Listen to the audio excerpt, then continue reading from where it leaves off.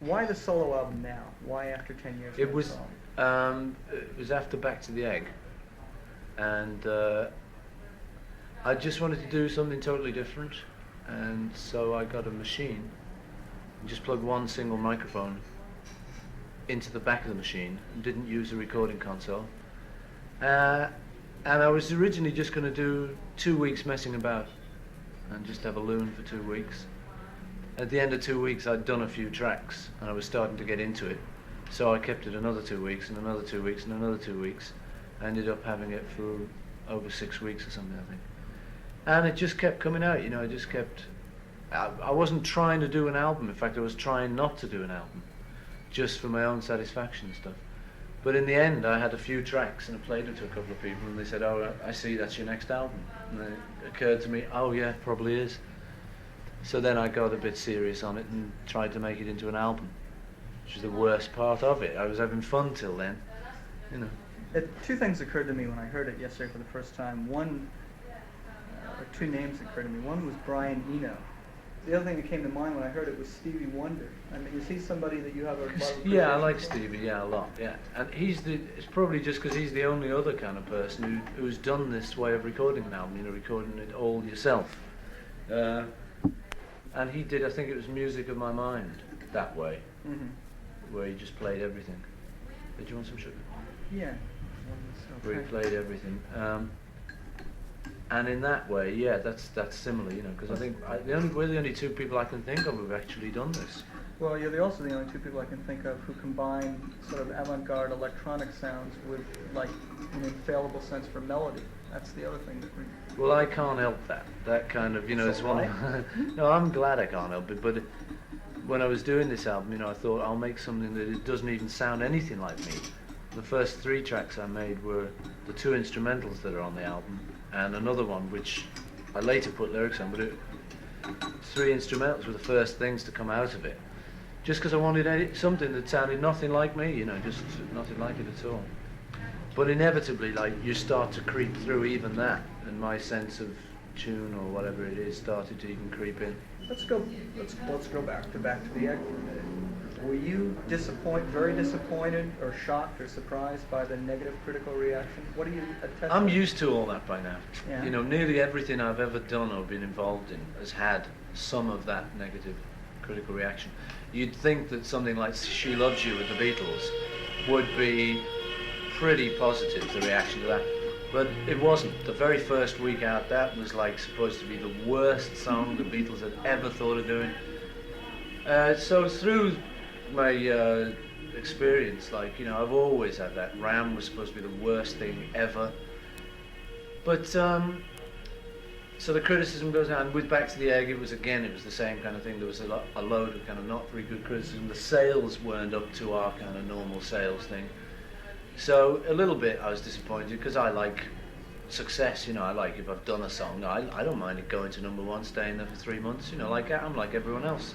But on this album, on Back to the Egg, you really took a much harder rocking approach than you had in a long time. I mean, that's been a part of you that in a sense has been submerged a little bit in Wings and so on. And it seemed to work fine. It was very refreshing. Was that a reaction to, do you feel, the previous criticism? Did you feel the whole new wave thing happening? It was just where I was at the time, you know.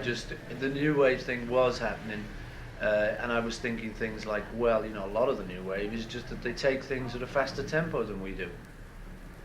We being like what I might call the permanent wave. Joke number 1, and the last one. So I realised, well, so I mean, what's wrong with us doing an up-tempo song? So you get something like Spin It On, mainly out of that, just because it was just up-tempo, up-tempo. And I was getting influenced. I always am getting influenced, you know. Most of the songs I've ever written, a lot of them have always had some kind of influence, either Elvis or Carl Perkins or Chuck Berry. There's always been like a big influence. Or even like some of the 30s type tunes, like When I'm 64 or sort of Honey Pie. That's influenced by Fred Astaire and people like that. So all my stuff's influenced. Back to the Egg was influenced. Just as what I wanted to do at the time, you know, the direction I felt I hadn't been in for a while. So do a bit of that, you know. The sales by most other people's standards would be like very healthy. By our standards, they weren't that good. But I can never tell about albums. You know, it's strange. Like Venus and Mars, I never really liked till I went to a party and they played it, and it was just great. It really worked, and everyone was leaping up and down in the party, dancing everywhere. And I was sitting there with some music professor from some Smith, I think it was, college in America, just happened to be there, and he started kind of telling me what he thought was interesting about it, and just hearing someone else's opinion rather than just either mine, the group's, or a critic. Just hearing somebody like that and seeing how crazy it was going down at this party changed my opinion of that album totally, you know. I used to really think Wildlife was a kind of, oh no, we really shouldn't have done that one, because that was definitely an attempt to just leap in the studio.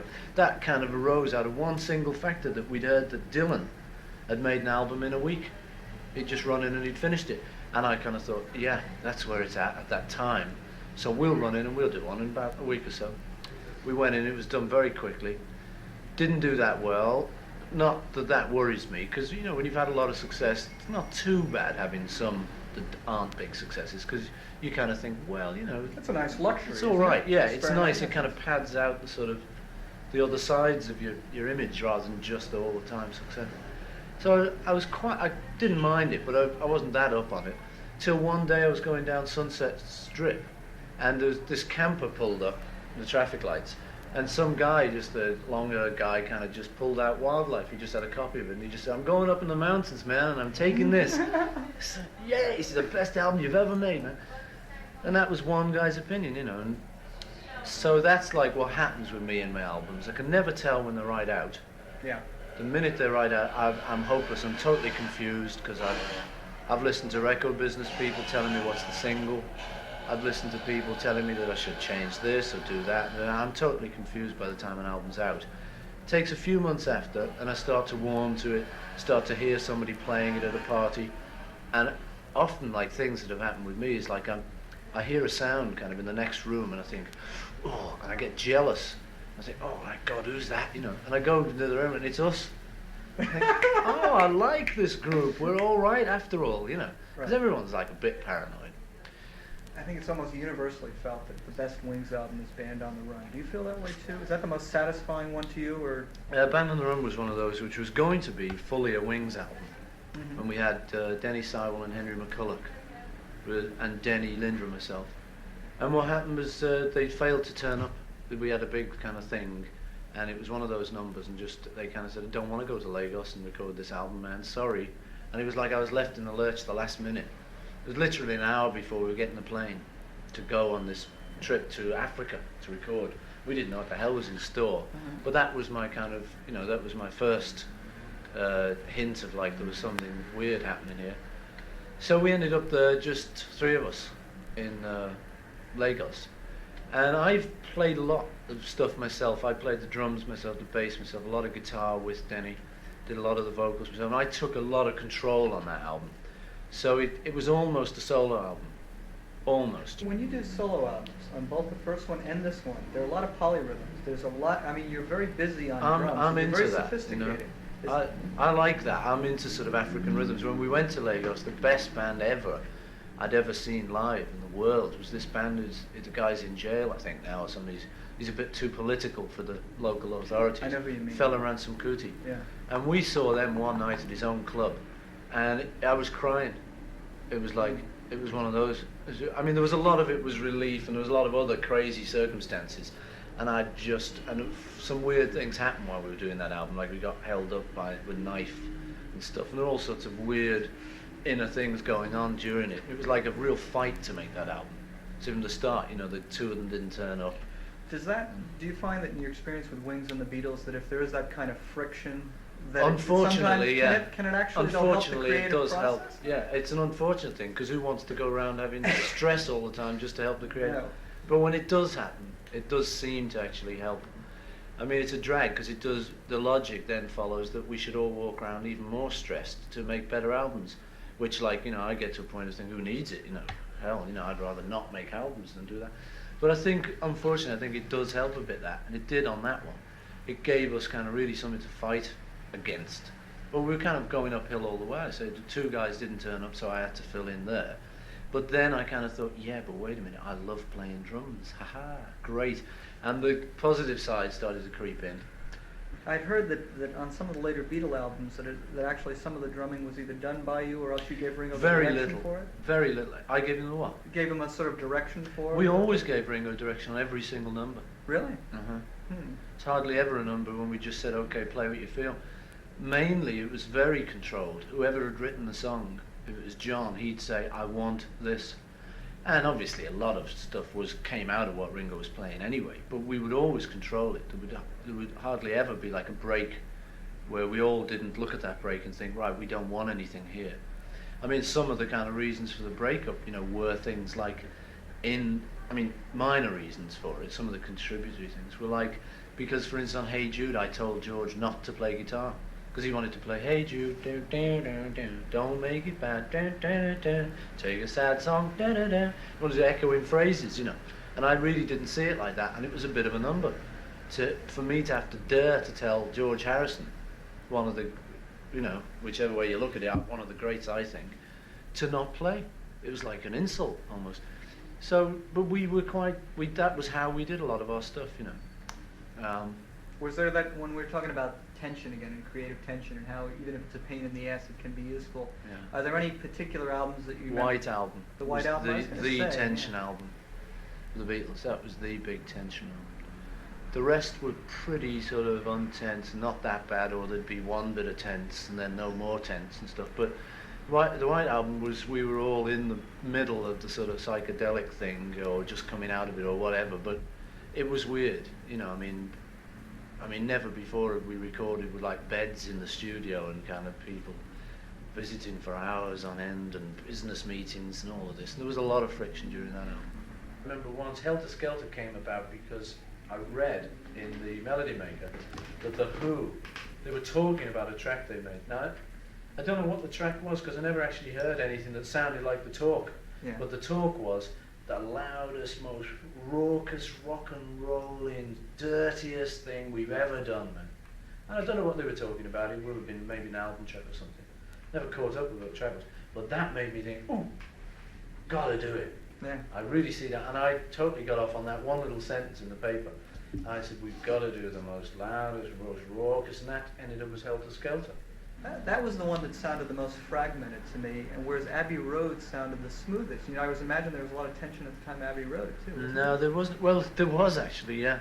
Looking back on it, but it didn't feel like a tense album. There were one or two tense moments, but Abbey Road for me wasn't that tense because I was getting into a lot of musical ideas and kind of the medley thing on the second side.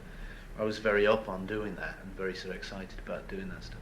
And most of the stuff, I can't remember it being quite as tense. I think White Album was like the weirdest period because we were about to break up, and that was just tense in itself. What about you? I want to ask you about your bass playing. In a sense, to me, you kind of play bass like a frustrated guitar player. It's sort of an inverted kind of genius. Was the bass kind of forced on you when your bass player died? No, it was before that. It was. I originally went to Hamburg. I'd never been in a group or anything before, and we'd played around and we just skiffled around. I didn't have any instrument, never actually thought of buying an instrument. I was just kind of musical and just to bang away, let's say, the piano at home, or I had a little guitar. Started off, the whole history is my dad bought me a trumpet, and I tried to play trumpet and learned the Saints and a couple of things, but my lip was going funny, and I realised I wouldn't be able to sing while I was playing the trumpet, and I liked singing, so I traded that in for a guitar, which was a right-handed one. I couldn't work out how I couldn't play it. Then I eventually realised I had to turn it the right way. You for and me. Jimi Hendrix, yeah.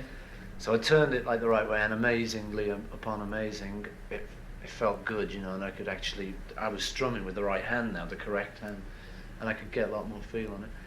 And I got a guitar to go out to Hamburg, which is called a Rossetti Lucky 7. It was like one of the worst ever made. It was just a hunk of plywood with a pickup on it. And strings 2 feet off the board. Yeah, it's the worst action going, but it looked good, and that was the whole thing then. So I got to Hamburg and played for a while just as a guitar player, and just played guitar. We used to have 3 guitars. It was John, me, and George, and we used to say to people, we don't need a drummer. The rhythm's in the guitars, man. When they used to book us, they say, I haven't got a drummer. We said, the rhythm's in the guitar. So we went there and we had a drummer then, and then we had Stu on bass. Stu decided he wanted to stay in Hamburg, and my guitar by that time had fallen apart. It eventually got smashed, in a pre-Townsend Fury one night, and I used to sort of just piece it together and then plug it in with not plug it in rather, just play it unplugged in. And then I got put up, it eventually just fell apart. There was no way I could even pretend to use it anymore. So I turned to the piano, because that was the only instrument left for me. So I had a little spell of just playing piano, which time I kind of learned quite a little bit, learned my way a little bit around piano. And then eventually Stuart, who was our bass player, was going to stay in Hamburg, and so there was a kind of changeover, and he handed over to me, and he lent me his bass, and I had to play that upside down, because he didn't want the strings turned over and messed around too much. So I was playing bass upside down. It's a real cockeyed way to play to D, G, A. I mean, you played the strings upside down. I just played guitar boogie in a mirror. Yeah. I just played boom, boom, boom, boom, boom, coming this way instead of going down. So that was a kind of crazy time, but I managed that, and then eventually I got my own bass, and I was kind of in on bass. So I was always like a frustrated guitarist playing bass. Those melodic lines, particularly the ones that showed up on Sgt. Pepper, there was no precedent for that in rock music. Because I was just getting on with bass, and just always the stuff I'd always liked had been little lines that worked and yet had their own little identity instead of just staying in the background. By then anyway, bass was coming up to the fore in mixes. Yeah. As you listen to early Beatle mixes, and the bass and the bass drum aren't there. We were starting to take over ourselves, and bass was coming to the fore anyway, so I had to do something with it when it was getting in the fore. I was listening to a lot of kind of Motowns and Marvin Gaye and Stax and stuff, which were putting some nice little bass lines in. But I think the big influence was Pet Sounds, Beach Boys. That was the album flipped me. Still does, actually. Still one of my favourite albums of all time. Just because the musical invention on that is wow. But that was the big thing for me. I just thought, oh dear me, this is the album of all time. What the hell are we going to do? So my ideas took off from that standard, and I wanted to do stuff beyond that. So my bass playing started. I don't know if that was a direct result of that, but I was thinking along those lines. And so Sgt. Pepper kind of eventually came out, basically from the idea that I had about this band. It was going to be an album of another band that wasn't us. We were going to call ourselves, and just imagine all the time that it wasn't us playing this album. And it was just a nice little mind warp to get you to see the album, because when you're too close, it lent distance to the album. So I had this song written of Sgt. Pepper, and he was 20 years ago, and he taught us to play, and we're his protégés, and here we are. And then John had some good songs that he'd been writing at the time, Day in the Life, and to mention a few. And we worked on those and finished those, and George wasn't very involved in that album. He just had one song, really. It's really the only time during the whole album, main time, I remember him turning up. That's interesting. What you're saying then is that looking at it from my side, I remember picking it up in '66 and listening to it, I thought, my God, this is the perfect fantasy album, but in the sense of creative fantasy. I mean, you put yourself into another world with it. So that's really the way you went about creating it. Yeah, oh yeah. Because I kind of had the idea somewhere, that was the whole idea. And the cover was originally the cover was going to be us, dressed as this other band, in kind of crazy gear, but it was all going to be stuff that we'd always wanted to wear, all stuff that we always secretly really liked, and it may have been there. And we were going to have photos on the wall, which were all our heroes, and it could be anything. It could be Marlon Brando in his leather jacket, or it could be Einstein. It could be anybody we'd all ever thought, oh, he was good. And it was going to be this band and all their cult heroes. And we kind of put this other identity on them to do it. And that was how it turned out. The cover got changed a lot, in the process. But that was the basic idea behind it, kind of fantasy show, When you're thinking back on that period, would you say that was the apex of that feeling of expansion and creativity that was going on at the time? What album would you say caught that at its height during that period? Pepper, probably. Yeah. I think probably Pepper. Everyone's got such a departure. I mean, that was Rubber Soul. I don't know that. To me, all I can remember is that was a kind of straightforward album, But you know, we were It was beginning. so acoustic though. Also. Yeah, I mean, that was very sounds daring. we were into. Yeah. I mean, you know, if you listen to like "Hey, You Gotta Hide Your Love Away," that's John doing Dylan, Right. basically, because Dylan had just come out, and we were big fans of Dylan. So a lot of the things would be that kind of thing, you know. Rubber Soul was just like a funny title, you know, that's the sort of bit I remember most about it, just being a kind of catchy, silly title. Can I? So, a lot of people like that as an album. I haven't heard it, tell you the truth, it's got to be over 10 years. It's funny. It's among like connoisseurs. It's considered like one of the high points, one of the early high points. And the joke is, you know, just to show you kind of how you can be wrong, you know, you can always make mistakes. I was really, one point, I remember being in Germany on tour, playing the album just before it came out. I got real down because I thought it was all out of tune. Really? Really brought down everyone. I kind of had to tell me. It was when we were trying to think of the title, Revolver. Oh, Revolver was the one I was talking about. I thought it was out of tune.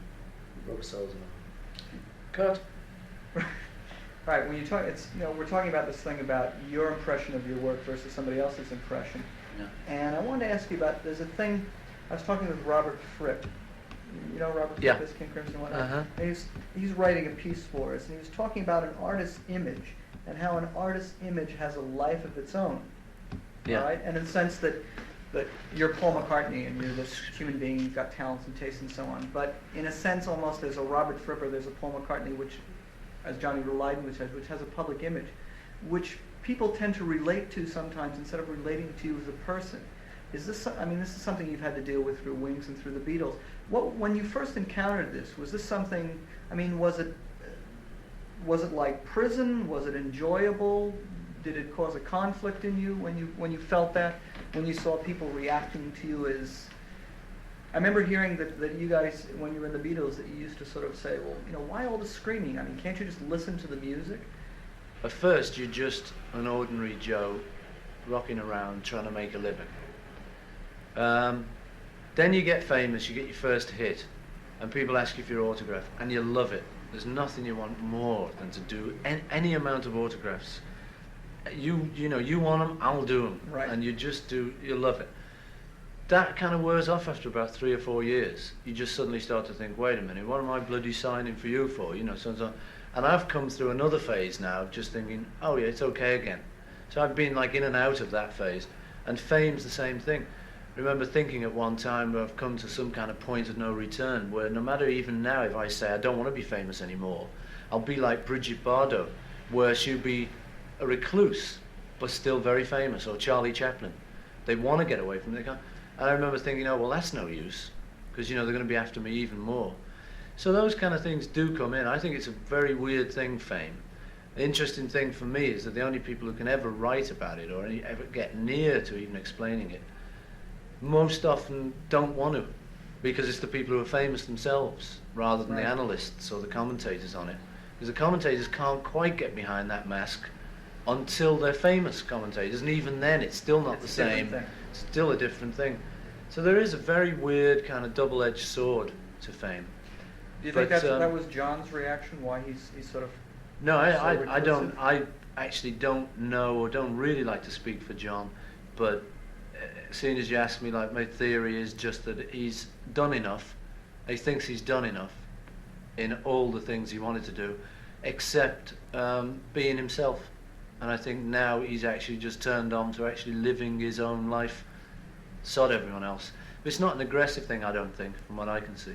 I got the feeling that when you started Wings, that in a sense, to me, it felt like you had more security, more confidence. I don't want to get into a comparison thing, but I mean, after being in the Beatles, you know, where can one go after that? It's difficult to top. It's difficult to top, and I wouldn't be surprised if the other three and so on must have felt some trepidation about going out like that, and they were more tentative. You didn't seem to have that. I didn't seem to, but that's one of the features of me. Is I may seem to not do a lot of things, but in actual fact, I can be just as bad as the next man. The first gigs we did with Wings were like frightening, you know, and it was just a question of like, either I'm going to have a sing, in which case I've got to go through that frightening bit. I used to be frightened also in the Beatles. I remember many times just sitting outside concert halls being collected by the local police to be taken to, and just thinking, I really don't want to go through with this. You know, we've got enough money, let's take the money and run, and let's go down to Brighton. But I mean, Linda and I felt that when she was having our last baby. Because there she was, as pregnant as anything, due to have the baby. And there's this terrible desire, like, let's go to Brighton instead. And almost driving us to hospital, if we could have got away with it, we would have gone to Brighton. And the Wings things were like that, you know, it was like so scary coming out with a kind of totally new band and knowing it was the Beatles was what was being expected. But it was just a question of knowing I had to go run that gauntlet and go through that thing, and just once I had a suspicion that once I came out the other side of it, I'd feel better about it. When was it that you went around doing those tours of universities with Wings, where you just popped in? That was one of the very first things we did. I'm not sure it was the very first. It was one of the first. I mean, that's in a sense the philosophy of the '80s now. That type of impromptu thing. What brought you to do that? Well, the thing was, like, I had a new band after the Beatles, and so the only way to not make it like a great problem was that instead of just doing what was expected, I just thought, well, what would I really like to do? What have I missed being in the Beatles, and what haven't I caught up on, and what is it time to do now for me? And one of the things, like, there were silly little things, like with the Beatles, you used to get paid massively, but you never saw it. You never saw any money, because it always went in a company, and sometimes you were allowed to draw on the company. So to me, one of the buzzes of that first tour was actually getting a bag of coins, which we then would, I mean, wasn't kind of just a materialistic thing. It was like, really, here we are being actually physically paid. And it was like going back to square one. It was really like going back. I think the only way I figured I could do it was by taking it back to where the Beatles started, just in the halls. And we charged 50p to get in, you know, which, like, we obviously could have charged a lot more. And we'd give the Students' Union a bit for having us. And it was just all very down home. And we'd play poker with the money afterwards, and I'd actually pay the band physically, you know, 50p for you, 50p for, and it brought back the kind of thrill of, like, actually working for a living.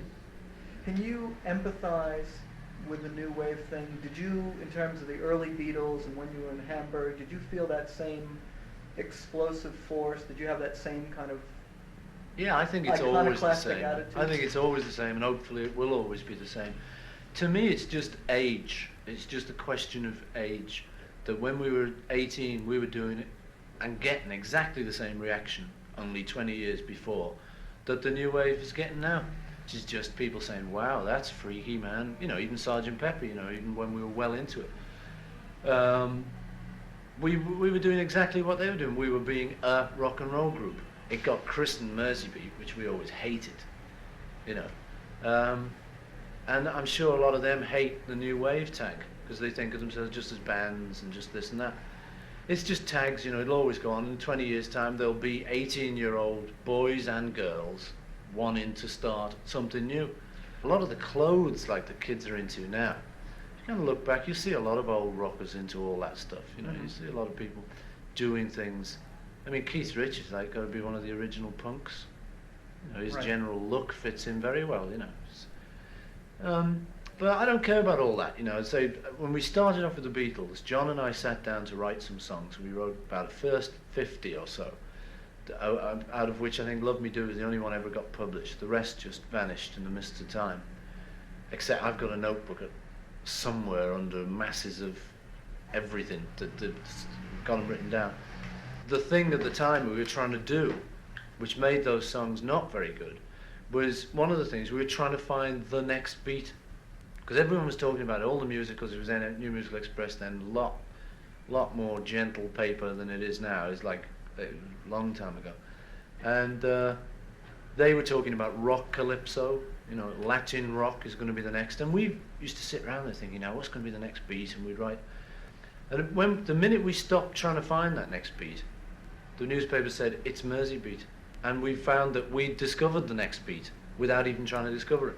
And so that was what made me suspicious of categories and trying to find this and that and putting everyone into, they're the heavy metal because they wear leather and they go louder. They're the more sort of ballady because they do that. Like, I've never felt in any particular sort of group, you know. My musical tastes range from, like, Fred Astaire to the Sex Pistols, you know, and through everything else.